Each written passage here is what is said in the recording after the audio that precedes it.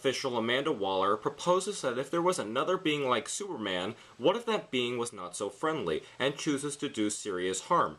Her answer? Assemble a group of villains, most of who have no powers and probably could not go up against a being like Superman, to go in and take on a greater evil. This group is called in to defeat a villain known as the Enchantress, whose motivations are pretty easy to figure out in terms of villain motivations in a comic book film. Will the team stop her before the millionth pop song plays in the background? Jokes aside, I had a fun time with this movie. It is far from perfect, containing problems, mostly in terms of clear signs of studio interference, but I found myself on board with the film for most of the time. The characters are a lot of fun, specifically Margot Robbie as Harley Quinn, and Will Smith as Deadshot. Being a big fan of Harley Quinn, I was nervous with how she was going to be portrayed. Performance-wise, Margot Robbie knocked it out of the park with this character. She's silly, but also very deadly. Goofy, but can also have some emotional moments. Her interactions with the squad are perfection. From her wisecrack remarks to her bar talk, Harley is a true scene stealer. The rest of the cast is great as well.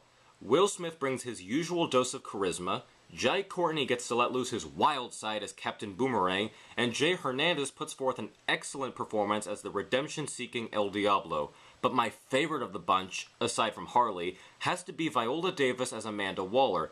This woman is so intimidating and so stern that I found myself more fearful of her than the Joker. Every time she was on screen, I felt like I was obliged to listen to every word that she had to say, and listen I did. Viola Davis is truly one of the best things about this film. But now, let's talk about Joker. It's inevitable that some people will compare this performance to the late Heath Ledger, but I've seen this character be done differently so many times by so many different people, so for me it was easy to not compare. But with that said, I did not like Jared Leto's performance. I understand the want for him to be different than the other portrayals, but there was nothing particularly Jokerish about him, nor is there necessarily a point for him to be in this movie. Sure, he needs to be there for Harley's backstory, but they keep using him, and even then he's probably only in the movie for a total of 5 to 10 minutes, and he pretty much has no bearing on the plot.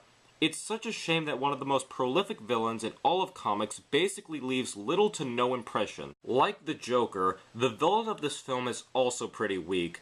There is really nothing to this villain that hasn't been seen before. She's a being who wants to take over the world and has an army of expendable minions who all look the same. Marvel has this problem, and now it appears that DC does as well. True, they give her a backstory, but it's not as fleshed out as it needs to be in order for me to care. And that's a problem of the film. It feels like there are multiple things cut out that should be explaining character motivations and expanding upon plot points. I'm not sure if the reshoots had something to do with this, but there are times when things don't make that much sense and are not all that clear. Suicide Squad relies more on its eccentric characters rather than on its unimpressive story. Though some are underutilized like Katana, Killer Croc, and Captain Boomerang, other characters triumph such as Deadshot, Harley Quinn, and Amanda Waller. While the pop songs are repetitive at times, some of them work and don't feel too out of place. The creative style of David Ayer shines through with impressive visuals and fun action that you and your squad of friends are sure to enjoy at a matinee performance. Thanks, this is an O.M.M review. This is O.M.M, signing out.